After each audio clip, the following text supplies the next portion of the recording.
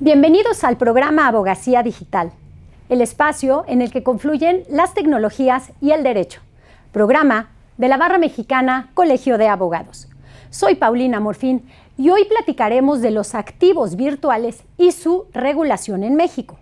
Para ello, contamos con la presencia de la abogada Gabriela Salazar. Ella es egresada de la Escuela Libre de Derecho y experta en materia financiera y en regulación fintech, así como en proyectos de tecnología blockchain. Es socia del despacho RNMS Abogados. Comenzamos.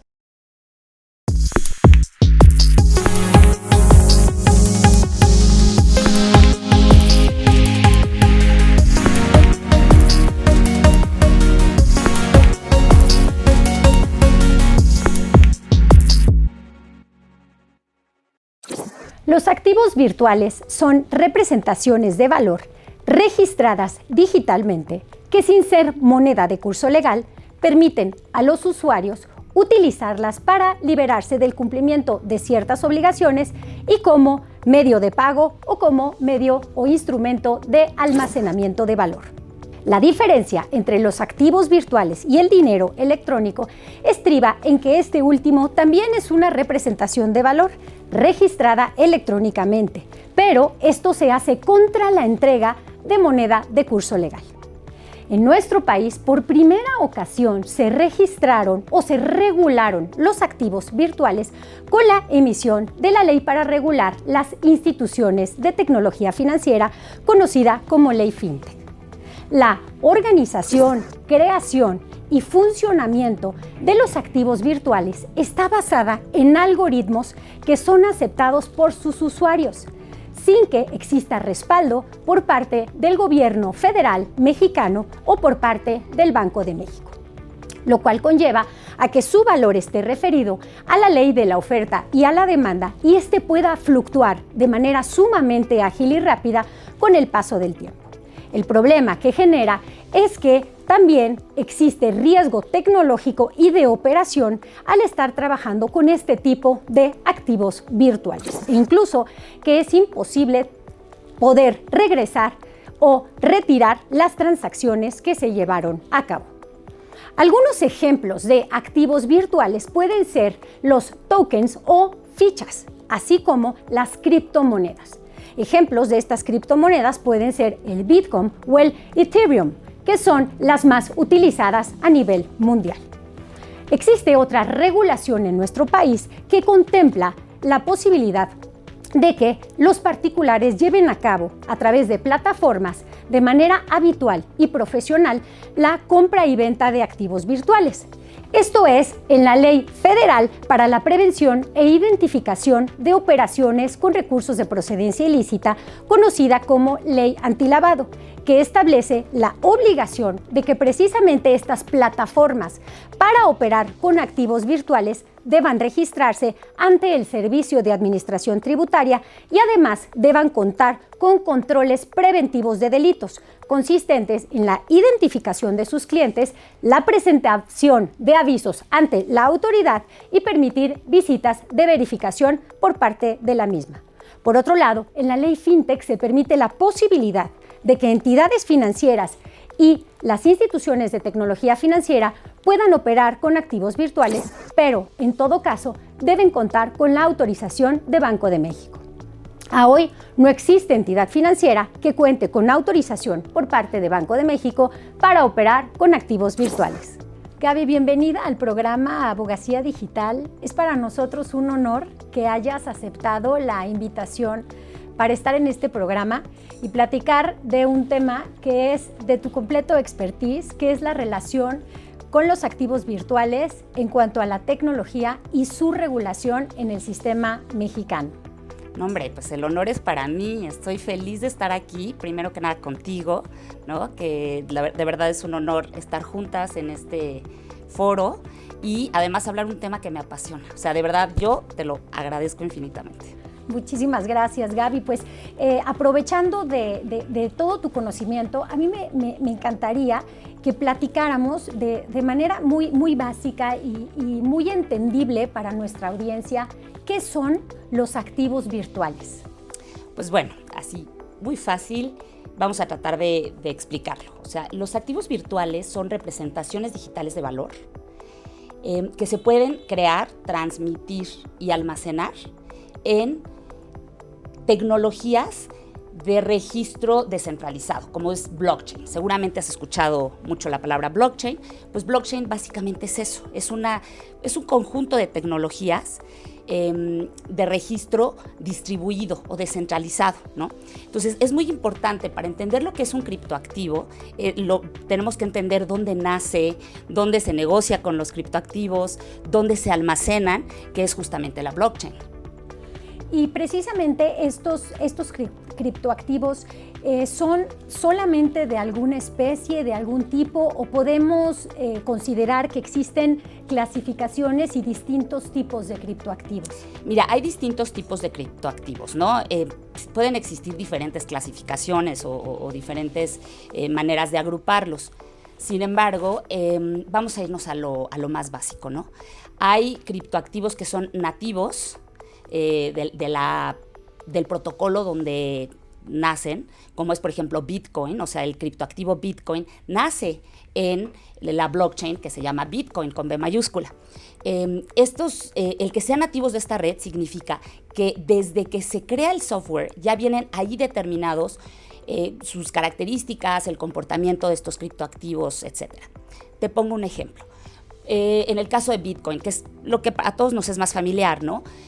Bitcoin, desde que se crea el protocolo, ya se sabía que van a existir 21 millones de Bitcoins, hasta 21 millones de Bitcoins, de criptomonedas. Eso ya desde que se creó, y hay toda una serie de reglas de cómo se van emitiendo, cómo se van poniendo en circulación, por decirlo de esta manera, cada uno de estos Bitcoins, ¿no? Entonces, hay ya reglas predeterminadas de que cada que se cierra un bloque de transacciones en esta red de Bitcoin, a quien haya minado esta serie de transacciones se le va a dar un premio, un incentivo, que es un número determinado de Bitcoins, ¿ok? Cada 4 años se va reduciendo a la mitad el número de Bitcoins que se les van dando a los mineros que cierran una transacción. Entonces, todo esto viene determinado desde el día 1. Este es un criptoactivo nativo de la red de Bitcoin. Entonces, digamos que lo que acontece es que de repente se ponen de acuerdo algunas personas, ¿no? Bueno, dicen que fue un japonés al parecer, Satoshi Nakamoto, que no se sabe si es japonés, no se sabe si es mujer, no se sabe si es hombre, si son muchas personas, es un colectivo. No se sabe. Y deciden crear esta red con estos 21 millones de Bitcoins.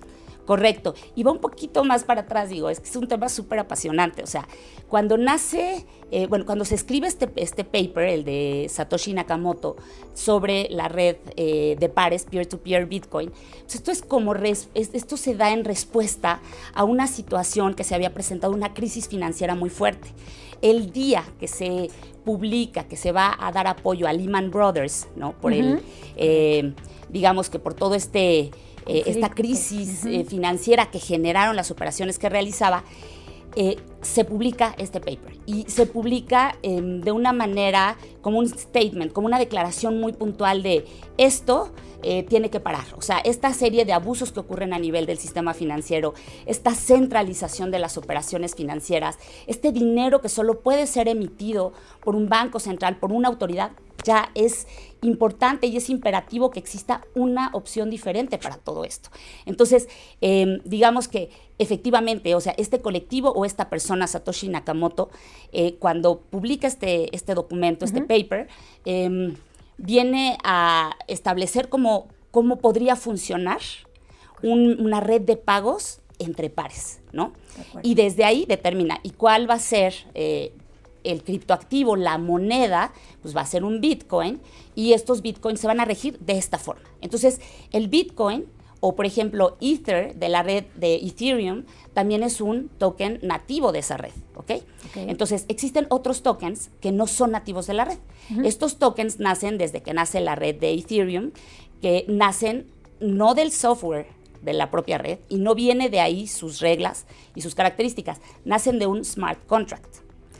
Entonces, conforme a lo que comentas, retomando los tipos de criptoactivos, pudiéramos distinguir entre estas criptomonedas que surgen de una red, como el Bitcoin que habías señalado, y por otro lado, otros criptoactivos que se consideran o se llaman los tokens. Exacto. Los tokens, que serían unos criptoactivos no nativos, y los tokens pueden ser de diferentes tipos, ¿no? Tenemos, otra clasificación podría ser criptomonedas, o sea, de criptoactivos, sería por un lado las criptomonedas y por un lado los tokens, ¿no? Entonces, ahorita que tocaste el tema de tokens, pues, los tokens los podemos clasificar tal vez por el destino que se les da, ¿no? En esta clasificación existirían los security tokens y los utility tokens y los híbridos. Los security tokens te va a ser muy familiar. Los security tokens a sus tenedores les dan derechos, sus tenedores pagan una cantidad por tener ese token y les dan derechos de voto, de participar en ganancias, de participar en proyectos o simplemente les dan el derecho de cobrar eventualmente una cantidad similar a la que pagaron, más una cierta ganancia dependiendo del comportamiento de estos tokens. Entonces, su nombre Security Tokens viene del inglés de security como valor, como un título valor, ¿no? Entonces, los Security Tokens básicamente te dan todas estas opciones dentro de la red de blockchain de tener ciertos derechos y participaciones similares a los de un valor. Entonces, en algún momento pudiéramos tener como expectativa el hecho de que se modifique la legislación mercantil para efecto de prever la posibilidad de que sustituyamos o utilicemos ahora estos tokens en vez de los títulos de acciones? Mira, esa es una pregunta buenísima. Haz de cuenta que actualmente coexisten estas dos realidades, ¿no? Sí. La realidad del mundo jurídico, del mundo comercial de transacciones regulado por las leyes, las que tú conoces, la legislación mercantil, la legislación del mercado de valores, etcétera. Y por el otro lado coexiste esta realidad en esta red donde se pueden hacer este tipo de ofertas, pero ojo, y ahí me voy un pasito para atrás. Al inicio de esta plática, yo te decía que para entender a los criptoactivos hay que entender lo que es la blockchain, ¿no? La blockchain, para tratar de decírtelo de una manera sencilla, es un conjunto de tecnologías con una serie de características que vamos a platicar ahorita, que terminan constituyendo un registro, como un gran libro de registro, ¿sí? Y este gran libro de registro está descentralizado. Es decir, por ejemplo, si tú haces depósitos en tu cuenta, si tú haces retiros en tu cuenta del banco, si haces una transferencia, todo esto queda registrado a nivel de tu cuenta bancaria y lo controla ¿quién? La entidad financiera. La entidad financiera. Hay una centralización, ¿ok? En blockchain no es así. En blockchain no hay ninguna entidad central que sea quien reciba, genere, administre, almacene toda esta información y que tú dependas de ella. En blockchain, por el contrario, son infinidad de nodos, que los nodos son básicamente ordenadores, manejados por participantes en esta red, que están en todo el mundo. Y la información está segregada en todos estos nodos. Entonces, si este nodo se cae o este nodo hoy no quiso darte la información, no importa porque está en todos lados. Hay este efecto de descentralización. Esta característica de la descentralización es muy importante para entender dos cosas. Uno, por un lado, no hay una concentración de poder. ¿Okay? Acuérdate que todo el movimiento blockchain y todo el movimiento Bitcoin nace de esta hambre de cambiar las cosas. Claro, es decir, esto no está bien, sí. Vamos a revolucionar las cosas, ¿no? Es un movimiento hasta anarquista, como ¿no? Un acto de rebeldía, ¿no? Ya no queremos que el Estado lo controle porque estamos teniendo una afectación en nuestras finanzas, en nuestro patrimonio. Entonces, ¿cómo le podemos hacer para cerrarle esta entrada al Estado y para crear nosotros algún sistema financiero paralelo? Claro, y además es este contubernio que ellos perciben cuando pasa esta crisis financiera que hay entre el Estado y las instituciones financieras, ¿no? Entonces es como, esta red, lo que ocurre dentro de esta red no está regulado por una autoridad central de un país o una autoridad, digamos, supranacional, claro. Simplemente está regulada por pares, ¿no? Se va regulando por los propios pares. Entonces, la descentralización es una característica muy importante. Otra característica muy importante es el registro. Yo te decía, es un libro de registro, como un libro contable, donde pones cargos, abonos, activo, pasivo. Pero este libro contable, imagínate que no está nada más concentrado en una oficina o en un solo servidor. Está disperso entre todos estos nodos, ¿no? Entonces es un gran libro de registro donde se asientan transacciones que ocurren en la red. ¿Cómo se asientan estas transacciones? Y vamos a otra característica súper importante. Se registran de manera encriptada. De ahí su nombre de criptoactivos. Es decir, que utilizan métodos criptográficos para cifrar la información. Entonces, tú te recordarás cuando estudiábamos de la guerra o en películas que hemos visto, ¿no? Que si el comandante le quería mandar un mensaje a su ejército, no quería que ese mensaje lo leyera el enemigo, ¿no? Entonces tenía que cifrar esos mensajes, ¿no? Y entonces, ¿qué hacían? Sustituían una letra por otra. Sí, ¿no? correcto, y utilizaban la clave Morse, entonces nadie podía entender cuál era el mensaje que estaban mandando. Solo lo podía entender quien tenía la clave para descifrarlo. Correcto. ¿Okay? Entonces, la información que está en blockchain es información que está encriptada. Entonces, que tu información esté ahí no va a subirse como Paulina le hizo un pago de tantos bitcoins a no sé qué. Es una información que está cifrada mediante algoritmos. Ahora ya la criptografía no se hace sustituyendo una letra por otra o con un carácter, sino se hace a través de métodos algorítmicos. Oye, Gaby, ¿y esto cómo lo retoma la legislación mexicana? ¿Existe alguna regulación en materia de criptoactivos en México? Sí, claro. Mira, en México, para ser muy puntual, hay dos regulaciones que lo establecen de manera expresa, que regulan de manera expresa los criptoactivos, ¿no? Por un lado está la Ley Federal para la Prevención e Identificación de Operaciones con Recursos de Procedencia Ilícita, ¿no? La que conocemos como la Ley Antilavado. Entonces, esta ley, respecto de actividades que realizan entidades que no son entidades financieras y que son el ofrecimiento habitual de monedas, de criptoactivos, se regula como una actividad vulnerable, por un lado. Y por el otro lado, y pues con todas las obligaciones que trae ser actividad vulnerable. Por otro lado está la ley conocida como Ley FinTech, la ley para regular a las instituciones de tecnología financiera, que establece que que solamente se pueden llevar a cabo actividades con activos virtuales con autorización de Banco de México. Pero obviamente tienes que, como abogado, analizar que una actividad con un criptoactivo no vaya a actualizar un supuesto de ley, por ejemplo, la ley fiscal. Si hay una enajenación de ese activo, obviamente tienes que verificar si no te corresponde una retención por haber enajenado ese criptoactivo. Y para el que ganó, o si no actualizas la ley del mercado de valores, claro, haciendo una emisión de este tipo de criptoactivos, ¿no? Oye, Gaby, y para concluir nuestra plática, a mí me gustaría puntualizar dos temas. Claro. El primero es, ¿cuál es la diferencia existente entre un activo virtual y el dinero electrónico? ¿O es lo mismo?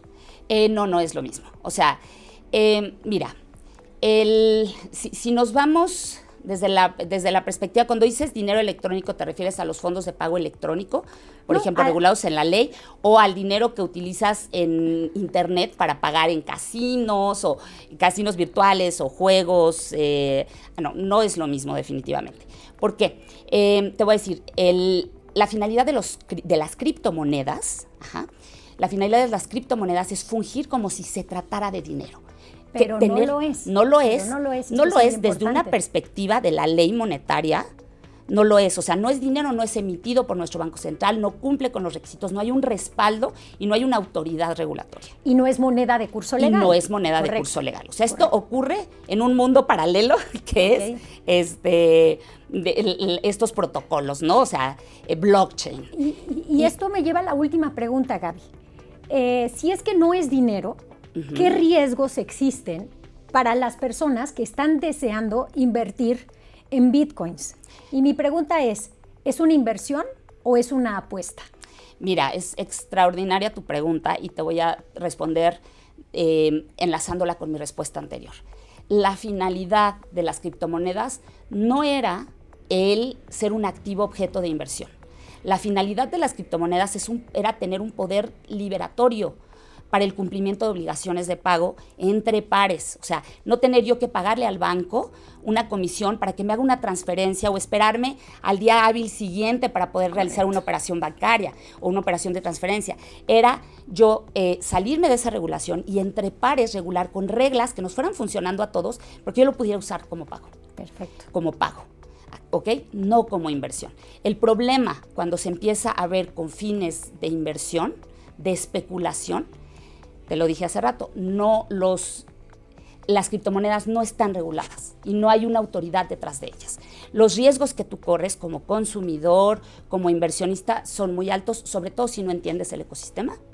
Entonces, necesitarías, no te digo que no lo hagas, pero si lo vas a hacer, que entiendas muy bien los riesgos. Y una cosa bien importante, el mercado de criptomonedas es un mercado muy manoseado. O sea, cuando hay intereses fuertes de gente que tiene X criptomonedas, pueden inyectar mucho dinero para aumentar su demanda y hacerlos más caros, o pueden empezar a venderlos para que baje su valor. Entonces, ojo, y no hay quien regule eso, al menos ahorita. Entonces, no digo que no lo hagan, nada más asesórense. Pues Gaby, yo creo que esta plática nos va a ser de gran utilidad para que pues empecemos por entender que es un activo virtual, que no es una moneda, que no es moneda de curso legal, tampoco son divisas y que hay que estar muy bien informados si es que tenemos la intención de comenzar a operar en este mercado. Ojalá en algún otro momento podamos continuar platicando de este tema, que yo creo que da para hacer una segunda versión o una segunda charla, para que las demás personas pues puedan conocer respecto de los activos virtuales. Muchas gracias. Gracias a ti, encantada de la vida. La regulación de los criptoactivos y de las criptomonedas se ha convertido en un reto para la mayoría de los países, toda vez que representan un modelo novedoso y además de ello grandes complejidades y en algunas ocasiones tecnología que es desconocida por muchos. Ello ha llevado a que los países adopten decisiones como limitar o prohibir la regulación con criptoactivos e incluso algunos países hayan decidido adoptar como moneda de curso legal el Bitcoin. Muchas gracias por habernos acompañado en esta emisión más de su programa Abogacía Digital y no se olviden de seguirnos en nuestras redes sociales como BMA TV MX. Hasta la próxima.